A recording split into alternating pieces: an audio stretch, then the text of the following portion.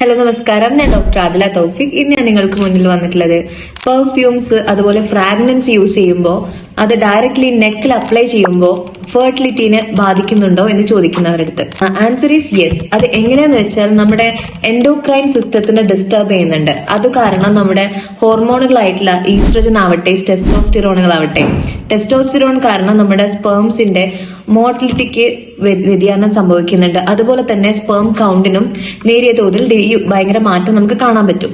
In case ഇനി female hormone ആയിട്ടുള്ള oestrogen ആണെങ്കിൽ oestrogen is required for the ovulation. അപ്പൊ നമുക്ക് ഈ ഓവുലേഷൻ സൈക്കിളിന് നല്ല രീതിയിൽ ഡിസ്റ്റർബൻസ് സംഭവിച്ചിട്ട് നല്ല ആ സൈക്കിളിന്റെ ടൈമിങ്സ് ഒക്കെ ചേഞ്ച് ആവുന്നത് മൂലം ഫെർട്ടിലിറ്റി അഫക്ട് ചെയ്യുന്നുണ്ട്.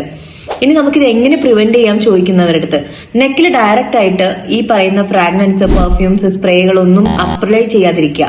പകരം നമുക്ക് ക്ലോത്ത്സിൽ യൂസ് ചെയ്യാം. പിന്നെ ഇത് അടങ്ങിയിട്ടുള്ള മെയിൻ ആയിട്ടുള്ള കണ്ടന്റ് എന്ന് പറയുന്നത് ടാലൈറ്റ്സ് ആൻഡ് പാരബൻസ് ആണ്. അപ്പൊ നമ്മൾ ചൂസ് ചെയ്യുക അത് ഇല്ലാത്ത പെർഫ്യൂംസ് എടുക്കാൻ വേണ്ടിയിട്ട്. പാരബൻ ആൻഡ് ടാലൈറ്റ് ഫ്രീ ആയിട്ടുള്ള പെർഫ്യൂംസ് നമ്മൾ പരമാവധി യൂസ് ചെയ്യുക.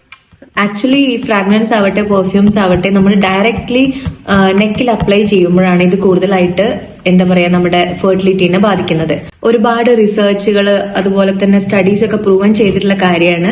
അപ്പൊ മാക്സിമം എല്ലാവരും പെർഫ്യൂംസ് ഒക്കെ യൂസ് ചെയ്യുമ്പോൾ ഇതുപോലത്തെ ടാലൈറ്റ്സ് അല്ലെങ്കിൽ പാരബൻ ഫ്രീ ആയിട്ടുള്ള യൂസ് ചെയ്യുക. നേരത്തെ പറഞ്ഞ പോലെ ഡയറക്റ്റ് സ്കിന്നിൽ നെക്കിൽ അപ്ലൈ ചെയ്യാതിരിക്കുക.